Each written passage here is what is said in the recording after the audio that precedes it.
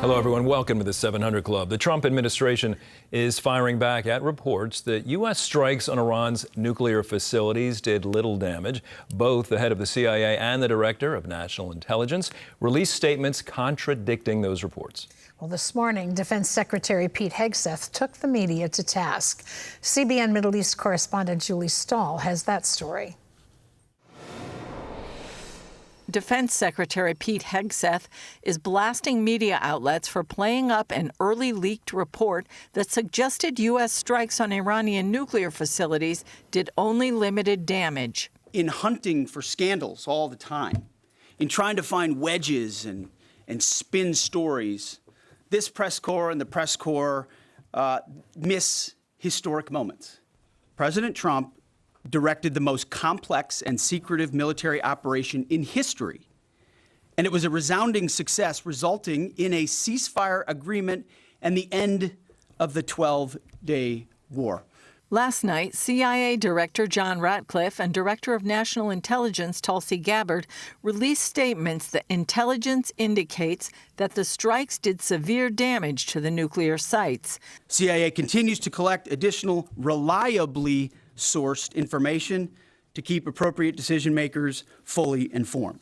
Those that understand, those that see, those that do proper assessments recognize that what the United States military did was historic. Speaking at the NATO summit in the Netherlands Wednesday, President Trump challenged reports that the Iranians may have carted off large amounts of enriched uranium before the U.S. bombed the Fordo facility. We've collected additional intelligence. We've also spoken to people who have seen the site, and the site is obliterated.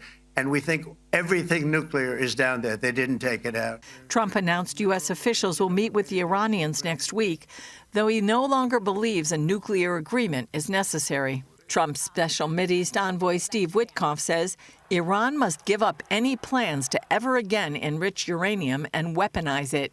He also announced the Abraham Accords will soon expand, with surprising nations expected to join and make peace with Israel.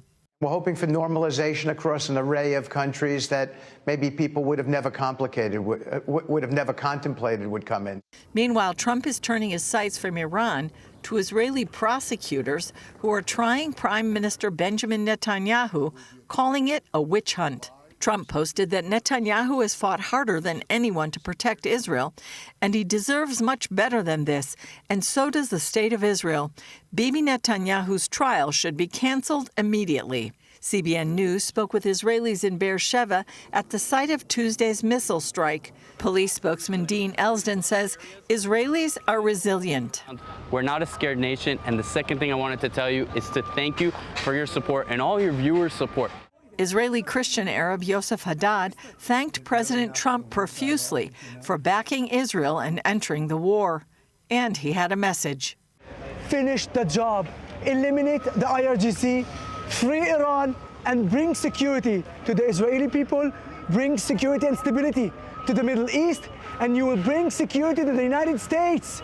Julie Stahl, CBN News, Jerusalem and Beersheba. As Julie mentioned, it was a fiery press conference this morning with Secretary Hegseth and the media he even took on. There was an exchange with his former colleague at Fox News. It was a heated time. By the way, the Iran's supreme leader has waited, making his voice heard, first public comments since the ceasefire. He said the U.S. achieved no gains from this war and the Islamic Republic was victorious, and in retaliation delivered a hand slap to America's face. He's obviously referring to the missile attack in Qatar on Monday, in which there were no casualties, by the way. And it is reported the U.S. and Qatar were given a heads up of the incoming.